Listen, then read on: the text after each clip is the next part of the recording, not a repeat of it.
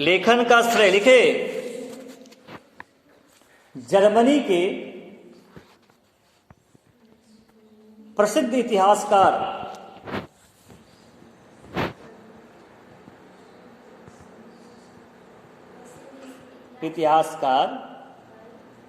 रेंके को दिया जाता है। रेंके RANKE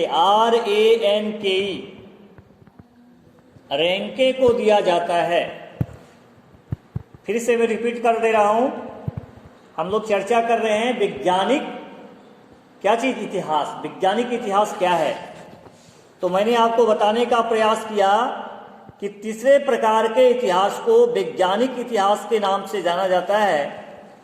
इस प्रकार के इतिहास के लेखन का श्रेय है ना जर्मनी के प्रसिद्ध इतिहासकार रेंके को दिया जाता है, जिसने घटनाओं का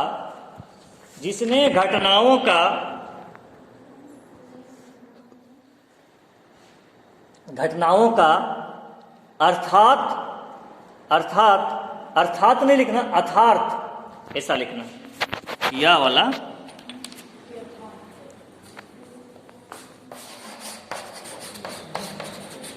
ये वाला, हाँ, अर्थार्थ लिखे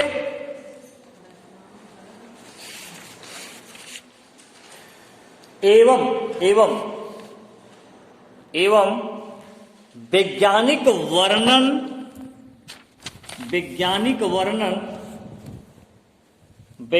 वर्णन प्रस्तुत करने का प्रयास किया। वैज्ञानिक वर्णन प्रस्तुत करने का प्रयास किया।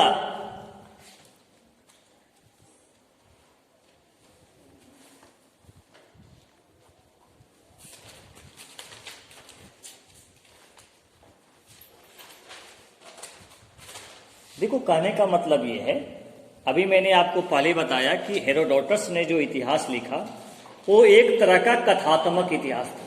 क्लियर? थ्यूसिडाइज ने जो इतिहास लिखा वो एक तरह से प्रबोधक इतिहास था। लेकिन जर्मनी के जो वैज्ञानिक इतिहासकार थे उन्होंने जो इतिहास लिखा उसको बोलेंगे वैज्ञानिक इतिहास। यानी उसको उसने बहुत वैज्ञानिक ढंग से तथ्यों को आधार बना करके इतिहास लिखने का काम किया। ठीक है, लिखिए 1824 ईस्वी में, उसी में रेंके की पुस्तक के प्रकाशन ने 24 आ जाइए बैठ जाओ 1824 ईस्वी में रेंके की पुस्तक के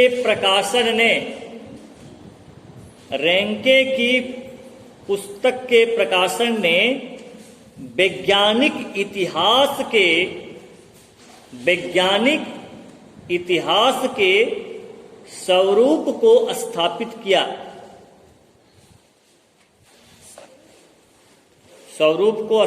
किया। देखो, कहने का मतलब यह है, अब उसको लिखना नहीं है तो समझ लीजिए। मतलब फिर से रिपीट करें क्या? अच्छा, ठीक है।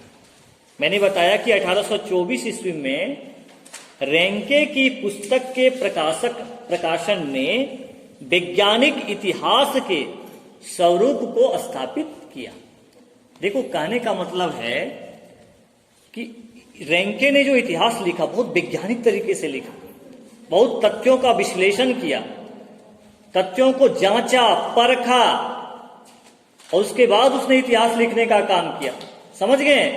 इसलिए रेंके को कौन सा इतिहासकार बोलेंगे? वैज्ञानिक इतिहासकार। मतलब बहुत ही जांच परख करके, बहुत संश्लेषण करके, विश्लेषण करके, तथ्यों को बहुत बारीकी ढंग से जो है सो देखने के बाद इतिहास लिखने का प्रयास किया। ठीक है ना? तो ऐसे इतिहास को क्या बोलेंगे? वैज्ञानिक इतिहास बोलेंगे। ठीक है।